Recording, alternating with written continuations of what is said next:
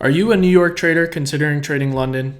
Because if you are, in this video I'm going to talk about my 1 month experience while trading London, how it impacted my everyday life, how I did results wise, and if I'm going to continue doing it. So if you do enjoy this video, at the end I'm going to ask if you did, drop a like and drop a comment as it helps me a lot. But let's jump into the video. All right guys, so I have been getting asked many times on DMs, in the comments, asking about the London experiment, how it went overall, and if I'm going to be continuing to do it. I will not be trading London anymore, and there is a series of reasons that I will touch on as the video goes on. Let's start off with my daily routine as a New York trader trying to trade London. All right, so I was going to bed about 8:30, 9 o'clock, which was very hard to fall asleep at that time. I think usually around 8, 7:30, maybe 8 o'clock. My girlfriend comes home from work around 7:30. She's an accountant. It's tax season. So I was essentially already asleep or in bed by the time she got home, which at first wasn't a big deal, but towards the end, it kind of made life not as fun, not as enjoyable because I wasn't able to relax. I wasn't able to, hang out with the person I love. Fast forward to the morning. I woke up at 2:15 in the morning, 2 a.m. in the morning, prepping for London session. Now, let me tell you, when you wake up at that time, it is brutal, right? It is horrible. Your body has no idea what's going on. You wake up. I felt concussed pretty much every single morning. And within an hour, 45-minute span, I had to be ready for London session. I had to be full focused. I had to be in my A game. And well, I'm here to tell you that throughout the whole month, I struggled to find that. It's really what helped me come to my conclusion. I am not the same trader in London session that I am in New York. And I think it has to do with a couple of factors. Factor number one is I'm having 5 hours to 6 hours of sleep every single night. At the end of the day, we are mental athletes as traders. I've talked about it in many videos. We have to be at our A+ game. It's game day for us, right?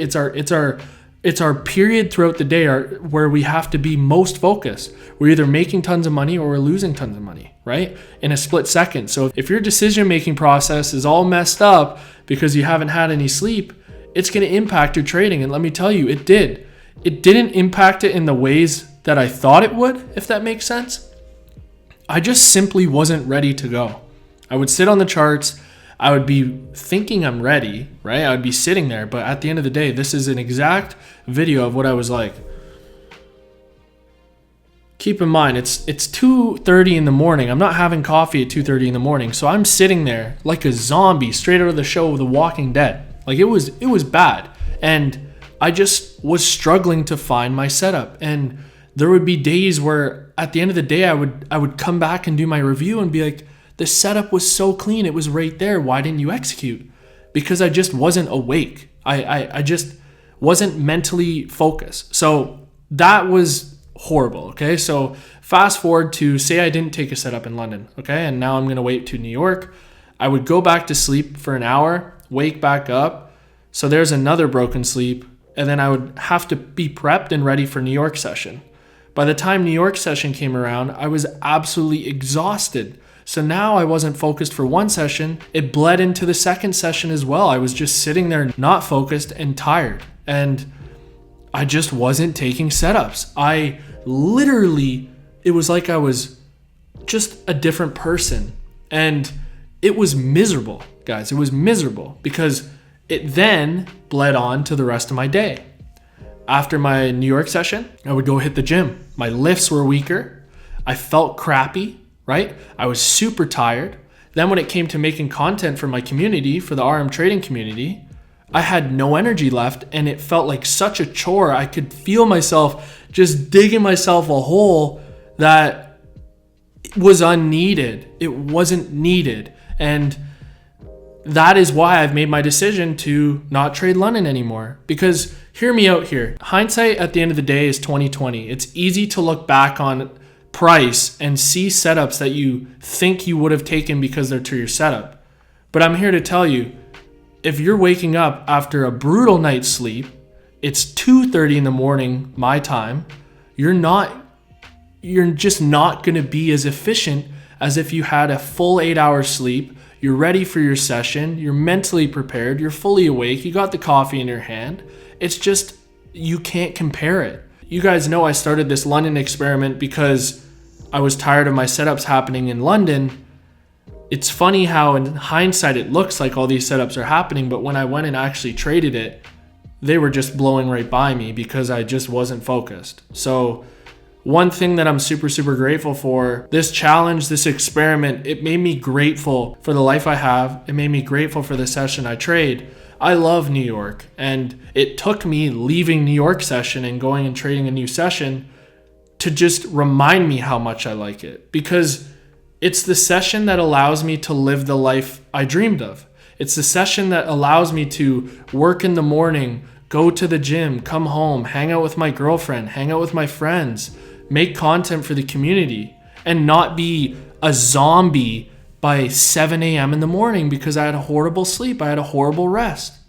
We are mental athletes at the end of the day. Rest is very important to us. Sleep is very important to us. And I'm going to do a video on this later, talking about hustle culture and all that kind of stuff. I think you guys will really, really enjoy it. But this experiment reminded me that New York session is enough because I'm enough when I trade New York session. I'm my version of me that I enjoy, that my girlfriend enjoys, that enjoys life. And I didn't get into trading to be a slave to the chart.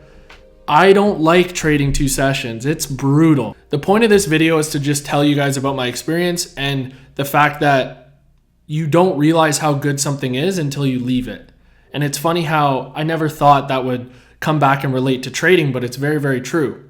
And now, ever since I've made that switch, ever since I started trading New York again, it's like I've flipped a switch because I feel crazy good. I feel so focused every single day, and I'm just enjoying life so much more. At the end of the day, we are the creators of our reality. We are the creators of our journey. And just because you see someone else doing it doesn't mean that you have to go do it. Doesn't mean that you have to drop everything that's been working for you to go do it.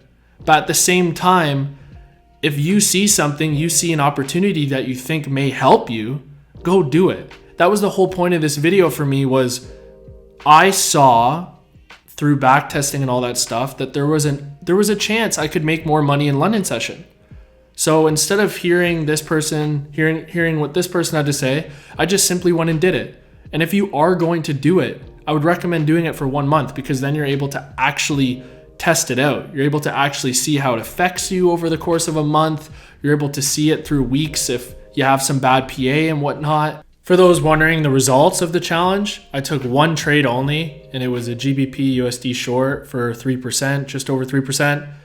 I did a video on it when I announced that I was going to trade London. So if you guys wanted to see that trade, I'll link it in the description of this video. But literally waking up every single day at 2:15 a.m., getting a horrible sleep to just take 1 setup. And there were other setups. I just wasn't seeing them. They were going over my head because of the lack of preparation, because of the fact I had 5-6 hours of sleep. Sometimes it was even worse. Sometimes my Whoop was saying I got like 4 hours of sleep, which is just not enough. So it's cool, 100% strike rate on London session. So I'm leaving on top. To finish this off, I had an awesome talk about it with my buddy Matt. Although London session may be an easier session, may be a better session to trade, it's not a better session to trade when that session is 2 a.m. for you, when that session is hurting your everyday life, when that session is making you feel terrible.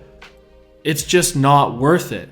That session may be easier to trade, may be a better session to trade when it's your session, when it's you waking up at 7 a.m. to trade London, not when you're waking up at 2 a.m. to trade it, when you have a beautiful session like New York waiting there that has just as many opportunities. Hindsight is 2020. At the end of the day, you want to pick the session that you are most focused for. You want to pick the session that suits your life, that promotes growth in not only trading, but your everyday life. We didn't get into this to be slaves to the charts. We did not. I didn't. Maybe you did. But that's exactly how I felt when I was doing this London experiment. And it's made me very, very grateful for the life that I have now. It's made me very, very grateful for New York session. And it's just flipped a switch in my brain. I feel amazing. I feel the best at trading I've ever been right now. I'm not even joking. That could just be a result of getting proper sleep again. But yeah, if you want to try something, try it, commit to it. Give yourself a month if you are going to do this. So yeah, that was the experiment. That was the London experiment and the little breakdown of all the pros and the cons.